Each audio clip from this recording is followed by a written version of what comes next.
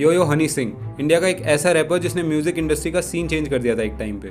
2005 से लेकर 2014 तक हनी सिंह ने पंजाबी म्यूजिक इंडस्ट्री से लेकर बॉलीवुड तक हर जगह बहुत ज़्यादा फेम हासिल कर ली थी। शाहरुख खान और अक्षय कुमार जैसे सुपरस्टार्स उसके गाने करने लगे थे। और तो और वो पहला सिंगर था जो बॉलीवुड के पॉप सॉन्ग्स में खुद फीचर होने लगा। 2014 में एक सुपरहिट एल्बम देसी कलाकार दिया और उसके बाद से वो अचानक इंडस्ट्री से गायब हो गया। हमारे लिए ये चीज़ इतनी ज़्यादा कंसर्निंग नहीं थी, लेकिन वो खुद उन दिनों में रोज़ मर जाने की दुआ करता था। I prayed for death every day, every night. मुझसे मैं लड़ नहीं पा रहा था उससे, क्योंकि मैं अल्कोहलिक बन चुका था, वर्कोहलिक बन चुका था, पागल हो चुका था। और जो सिंगर्स और रैपर्स हनी सिंह के बाद आए थे वो अब उसके एब्सेंस में नाम कमा रहे थे। और 4-5 साल के बाद जब कमबैक किया तो गाने तो ठीक ठाक चल गए, लेकिन उनको किसी ने पसंद नहीं किया। तो इस वीडियो में हम जानेंगे कि क्या कुछ हुआ था उनके साथ, और ये भी जानेंगे कि क्या हनी सिंह कभी वापस से अपना एरा ला पाएंगे। 2003 में as a session and recording artist शुरू किया और फिर भांगड़ा और हिप हॉप म्यूजिक प्रोड्यूसर बन गए। 2007 में अशोक मस्ती के साथ खड़के गिलासी गाना किया और यहाँ से शुरुआत हो गई हनी सिंह के हिप हॉप करियर की। ओवर द ईयर्स खूब हिट गाने दिए। 2010 में लक 28 कुड़ी दा, 2011 में ब्राउन रंग, 2013 में ब्लू आइज, 2014 में देसी कलाकार एल्बम आया और उसके बाद वो कुछ सालों के लिए इंडस्ट्री से ऑलमोस्ट गायब ही हो गए। धीरे धीरे वन बोटल डाउन और मखना जैसे गाने बीच में आते रहे, लेकिन जो क्रेज था वो ऑलमोस्ट खत्म ही हो चुका था। और यही शुरुआत थी उनके डाउनफॉल की। आज के दिन वो बताते हैं कि उनका डाउनफॉल क्यों हुआ। इसका एक रीजन तो शायद उनका ओवर कॉन्फिडेंस भी था। उससे पहले मैं भगवान को बहुत मानता था। हाँ जी हाँ।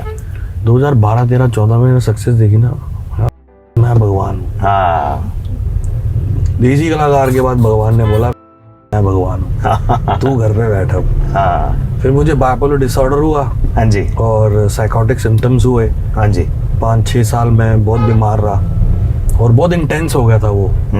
2011 में जब उनका एल्बम इंटरनेशनल विलेजर आया, उसके एक गाने को BBC एशियन चार्ट्स में पहली पोजीशन मिली। PTC पंजाबी अवार्ड्स में उन्हें बेस्ट म्यूजिक डायरेक्टर का अवार्ड भी दिया गया और तभी से हनी सिंह का क्रेज नेक्स्ट लेवल हो गया था यूथ में। स्पेशली नॉर्थ इंडिया में वो हर तरफ फेमस हो गए और तभी उन्होंने अपने आप को बॉलीवुड में एस्टैब्लिश भी कर लिया। बॉलीवुड में एस्टैब्लिश करना वाज द रीजन कि he went broke for quite some years, but despite that period he was able to manage his finances very well. The thing is, ये जो स्टार्स या सोशल मीडिया सेलेब्स होते हैं, they have multiple streams of income. Like वो production houses खोल लेते हैं, music labels बना लेते हैं, तो इस वजह से they can easily survive the hard times because उनके पास रिकरिंग इनकम आती रहती है। And obviously recurring income is the best source जिससे अपन अपने पैसे को सस्टेन कर सकते हैं। We should also have some source of investment जो अपने पैसे को मल्टीप्लाई करती हो, and for this I have a platform for you guys, और वो प्लेटफॉर्म है एक्स्ट्रा बाय मोबीक्विक। मोबीक्विक ने अपना एक नया P2P इन्वेस्टमेंट फीचर लॉन्च किया है कॉल्ड एक्स्ट्रा, जिसको आप एक्सेस कर सकते हो इजीली मोबीक्विक ऐप में। इसमें क्या होता है कि यू गेट अप टू 12% पर earn returns on your investment. ये बेसिकली एक peer to peer lending platform है जिसमें आप अपने पैसे को इन्वेस्ट कर सकते हो और मोबीक्विक इस पैसे को हजारों लोगों में डिस्ट्रीब्यूट कर देता है। जब हम अपने पैसे को बैंक्स में रखते हैं तो हमें 3-4% का इंटरेस्ट मिलता है। उसी पैसे को बैंक आगे लोन की तरह पास ऑन कर देती है और उससे 10 से 14% का इंटरेस्ट लेती है। सो बीच का 8-10% होता है बैंक का कमीशन। और P2P लैंडिंग में मिडिल मैन लाइक बैंक्स नहीं होते एंड लेंडर और बोरोवर डायरेक्टली इंटरेक्ट करते हैं। इसमें इन्वेस्टमेंट करने से ज़्यादा रिटर्न्स मिलते हैं क्योंकि कोई मिडिल मैन ही नहीं होता। सो आपके पास जितने भी सरप्लस पैसे हैं, अगर आप उनको बैंक में रखते हो, you get around 3% returns per annum. FD में रिटर्न अराउंड 6% होता है, but in MobiKwik extra you get double interest in FD। यहाँ पे आपको 12% तक रिटर्न मिलते हैं। और दूसरी सबसे इंपॉर्टेंट चीज़ ये है कि इसमें कोई भी लॉक इन पीरियड नहीं है। अगर आपने आज पैसे डाले और आपको कल ज़रूरत पड़ गई तो आप कल ही अपने पैसे वापस निकाल सकते हो। और एक और इंटरेस्टिंग बात, मोबीक्विक एक्स्ट्रा में इंटरेस्ट डेली क्रेडिट होता है, सो आप रोज़ देख सकते हो कि आपकी इन्वेस्टमेंट कितना ग्रो कर रही है। एंड सबसे अच्छी बात यह है कि आपको कोई रजिस्ट्रेशन या विड्रॉल फीस नहीं पे करनी, और हाँ, आप सिर्फ 1000 रुपये से स्टार्ट करके जितना पैसा चाहे उतना इन्वेस्ट कर सकते हो। बहुत कम वॉलेटाइल है, अनलाइक स्टॉक्स, कभी भी विड्रॉ कर सकते हो और इतना कन्वीनियंट है कि सिर्फ 6 क्लिक्स के अंदर आप इन्वेस्ट कर सकते हो। पोर्टफोलियो में डाइवर्सिटी मिलेगी वो अलग। मोबीक्विक एक्स्ट्रा पे 100% यूजर्स ने अपने इन्वेस्टमेंट पे 12% कमाया है। Can you believe it? और ये उनकी वेबसाइट पे भी डिक्लेयर्ड है। डिस्क्रिप्शन में मैंने लिंक दिया है मोबीक्विक का, आप वहाँ से डाउनलोड कर लो और एक्स्ट्रा वाले ऑप्शन में जाके इन्वेस्टमेंट कर सकते हो आप। ऑब्वियसली मोबीक्विक एक जेन्युइन प्लेटफॉर्म है और काफ़ी सालों से फंक्शन कर रहा है, तो डोंट मिस दिस अपॉर्चुनिटी। काफ़ी सही इन्वेस्टमेंट का सोर्स है। अभी टॉपिक पे वापस आते हैं। ये तो मानना पड़ेगा कि हनी सिंह का सेंस ऑफ म्यूजिक एक्स्ट्राऑर्डिनरी है, ये सब मानते हैं। But he's a way better music director than I am. You actually believe that? I believe that. You believe you're a better lyricist and he's a better musician? Music producer, of Wow. course. Because he has sense of the sounds that people will like instantly. क्या बात है? उनका beat बजते ही लोग कहते हैं कि ये हनी का गाना है, पता लग जाता। लेकिन कुछ समय के बाद उनके लिरिक्स पर सवाल उठने लगे। He was accused of promoting misogyny and उनके गानों में वल्गर लैंग्वेज, एल्कोहलिज्म और वायलेंस अगेंस्ट वुमेन को प्रमोट किया जा रहा था, जो यूथ के लिए काफ़ी कूल तो है, लेकिन यूथ पर इसका गलत इन्फ्लुएंस भी पड़ता है।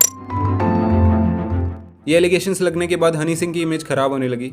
ये सब तो वो हैंडल कर गए, but then he diagnosed with bipolar disorder. ये एक ऐसी मेंटल हेल्थ कंडीशन होती है जिसमें एक इंसान के मूड, एनर्जी लेवल्स और कंसंट्रेशन बहुत ज़्यादा अनयूजुअल हो जाते हैं। जहाँ डिप्रेशन होने पर लोगों को फटीग होती है, नींद आती है, वहीं पर बाइपोलर में इसका उल्टा होता है। ज़्यादा बात करना, जल्दी बोलना, नींद ना आना और कम नींद में भी एक्सेसिव एनर्जी रहना।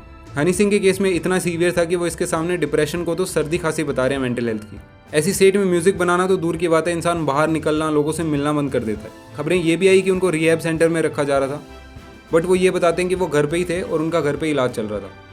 वर्ल्ड के 7 डॉक्टर्स लगे। क्या बात कर रहे हो? हाँ, और कई डॉक्टर्स तो कह गए ये तो केस बहुत खत्म है, ये तो ठीक नहीं होगा, इसको बस दवाइयाँ देते रहो, सुलाते रहो, इसका कुछ नहीं हो सकता। ये सड़क पे देखते ना पागल चल रहे होते हैं, वो वहां तक मेरा स्टेट पहुंच गया था। शिट।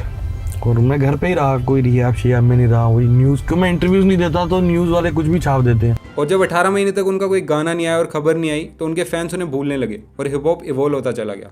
ये तो हो गया एक बहुत ही ईजी तरीका उनके डाउनफॉल को एक्सप्लेन करने का, बट इसके अलावा भी काफ़ी सारे रीजन है उनके डाउनफॉल के पीछे।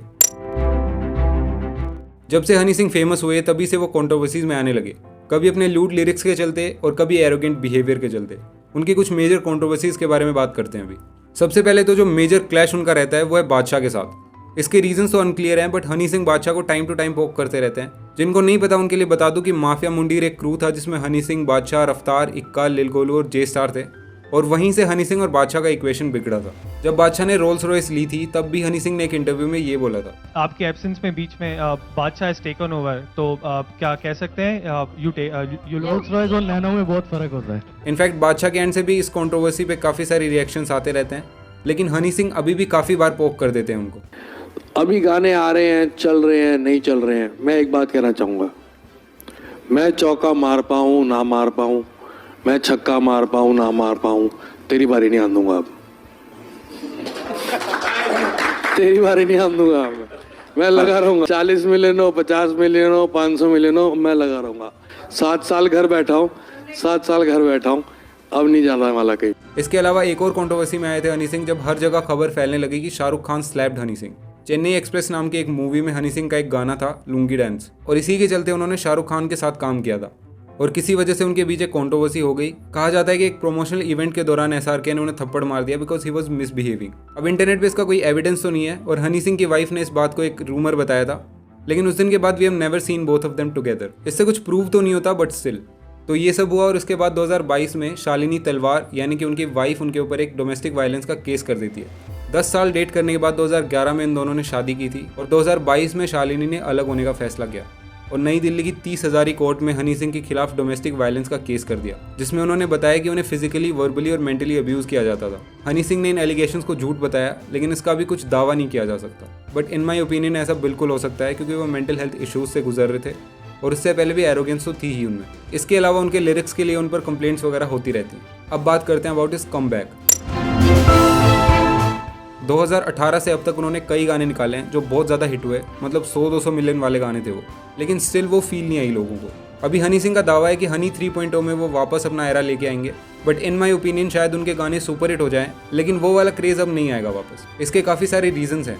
सबसे मेजर रीज़न ये है कि हिप हॉप लिसनर्स अब इवॉल्व हो चुके हैं और ये ऑडियंस काफ़ी सेगमेंट्स में बढ़ चुकी है। वो कमर्शियल गाने बनाते हैं और लेबल्स की मदद से उन्हें अच्छी रीच भी मिल जाती है, बट हिप हॉप में जो आज के दिन सबसे ज़्यादा मैटर करने वाली चीज़ है वो है लिरिक्स। हनी सिंह के लिरिक्स बहुत ही जेनरिक होते हैं और म्यूजिक अच्छा होता है, लेकिन डिमांड आजकल ये है कि एक बेसिक बीट पर भी अगर अच्छे लिरिक्स हों तो आर्टिस्ट का क्रेज़ बन जाता है। तो मेरे ओपिनियन में उनका नया एल्बम कमर्शियली हिट हो सकता है क्योंकि ऑब्वियसली जी म्यूजिक के साथ आ रहा है, but I personally don't think so कि इसमें कोई इतना यूनिक काम होगा। अभी रैप में भी काफ़ी सारे जॉनर्स बन गए हैं और ऑडियंस बहुत बढ़ चुकी है। To be honest, Honey Singh का जो करियर का पीक था जिसमें वो एक सेंसेशन थे, वो काफ़ी लंबा चल सकता था, but due to various reasons वो सिर्फ 4-5 साल तक ही चला। और अब जो वो कमबैक प्रॉमिस कर रहे हैं उस पर मुझे ज़्यादा कॉन्फिडेंस नहीं है, लेकिन यस, मेरी स्पेकुलेशंस गलत भी हो सकती हैं। आप क्या सोचते हो इस बारे में कमेंट्स में बता सकते हो। और रिसेंट टाइम्स में एक रैपर बहुत ज़्यादा पॉपुलर है, उसका नाम है MC स्टैन, तो उस पर भी एक वीडियो बनाया हुआ है, यहाँ से देख सकते हो। बाकी चैनल पे और भी वीडियोज़ हैं तो उन्हें भी देख सकते हो जाके। Thank you for watching this one. अगले वीडियो में जल्दी मिलते हैं और मूवी क्विक को चेकआउट करना मत भूलना, डिस्क्रिप्शन में लिंक है।